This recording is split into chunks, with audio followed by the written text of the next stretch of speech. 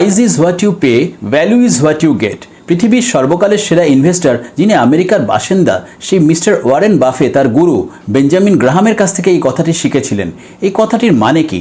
মানে আপনি 100 টাকার জিনিস 80 টাকায় কিনছেন না 120 টাকায় কিনছেন, এটাকেই বলা হয় মার্জিন অফ সেফটি। অর্থাৎ আপনি যদি 100 টাকার জিনিস 80 টাকায় কেনেন, তার মানে আপনার মার্জিন অফ সেফটি কিন্তু 20 টাকার থাকলো। কিন্তু সেই জিনিসটা যদি আপনি 100 টাকার বেশি দামে কিনে ফেলেন, তাহলে আপনার সেই মার্জিন অফ সেফটিটা কিন্তু থাকলো না।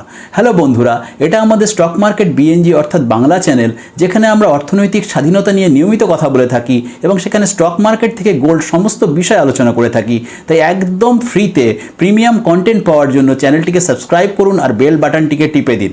এবারে আমরা আসি মার্জিন অফ সেফটির কথা।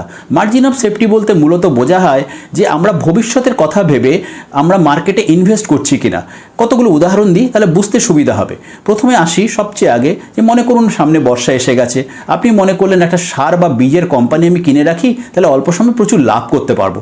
মজার ব্যাপার হচ্ছে সেই কোম্পানির দাম কিন্তু ফেব্রুয়ারি মাস থেকেই বেড়ে গেছে, কারণ আপনি আমি যেটা আজকে ভাবছি মার্কেট কিন্তু সেটাকে 3 মাস আগে ভেবে রেখেছে। অনেক সময় এরকম হয়ে থাকে যে মার্কেট সেটা 3 বছর বা 10 বছর আগে ভেবে থাকে। আরও একটা ব্রডার উদাহরণ দিয়ে বুঝতে আরও সুবিধা হবে। ধরুন গত বছর মার্চ মাসে ভারত, বাংলাদেশ এবং গোটা পৃথিবীর শেয়ার মার্কেট ক্র্যাশ করে যায়। ভারত বা বাংলাদেশে তখন কিন্তু প্রায় একদমই করোনার কেস ছিল না, কিন্তু তা সত্ত্বেও মার্কেট কিন্তু ক্র্যাশ করে যায়। আবার যে মুহূর্তে দেখা গেল ভারত বাংলাদেশে লকডাউন চলছে, করোনার কেস একদম পিকে চলছে, সমস্ত কিছু বন্ধ, মার্কেট কিন্তু তখন ক্রমশ চড়ায় উঠতে শুরু করে এবং সর্বকালীন হাইতে পৌঁছে যায়। তাহলে এই ঘটনাটা কেন ঘটলো? প্রথম অবস্থায় যেটা হয়েছিল যে মার্কেট ভয় পেয়ে গেছিল যে এমন একটা রোগ এসছে হয়তো সভ্যতাই ধ্বংস হয়ে যাবে, যেটা অন্যরা ভাবার আগে ভারত বাংলাদেশে কেস ঢোকার আগেই কিন্তু মার্কেট ক্র্যাশ করে গেছিল। আবার মার্কেট এটা কিন্তু 1-1.5 মাসের মধ্যে বুঝে গেল যে এই রোগের একটা প্রতিষেধক এসে যাবে, এই রোগের একটা টিকা, এই রোগের একটা ওষুধ, সমস্ত কিছুই কিন্তু সম্ভব। আপনি আমি যেটা অনেক পরে বুঝেছি সেটা কিন্তু মার্কেট অনেক আগেই বুঝে গিয়েছিল, যার জন্য মার্কেট ক্রমশ উপর দিকে উঠতে শুরু করে।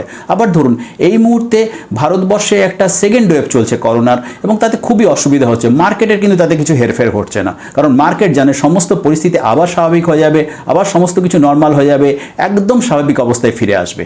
তো এখান থেকে আমরা মার্জিন অফ সেফটি এই ব্যাপারটা একটা জিনিসই বুঝতে পারছি, মার্কেট কিন্তু সবসময় ভবিষ্যতের কথা ভেবে নিবেশ করে। অর্থাৎ আপনি যদি কোনো একটি কোম্পানিতে নিবেশ করতে চান, তাহলে আপনাকে দেখতে হবে এখন থেকে 3 বছর কি 10 বছর কি 3 মাস পরে কি ঘটছে। 10 বছর কথাটা বেশি বলে ফেললাম, আপনাদের মনে হতে পারে। এখানে একটা উদাহরণ দিয়ে বুঝতে সুবিধা হবে। 2030 সাল নাগাদ, অর্থাৎ এখন থেকে 10 বছর পরে পৃথিবীর অধিকাংশ গাড়ি হয়ে যাবে ইলেকট্রিক কার।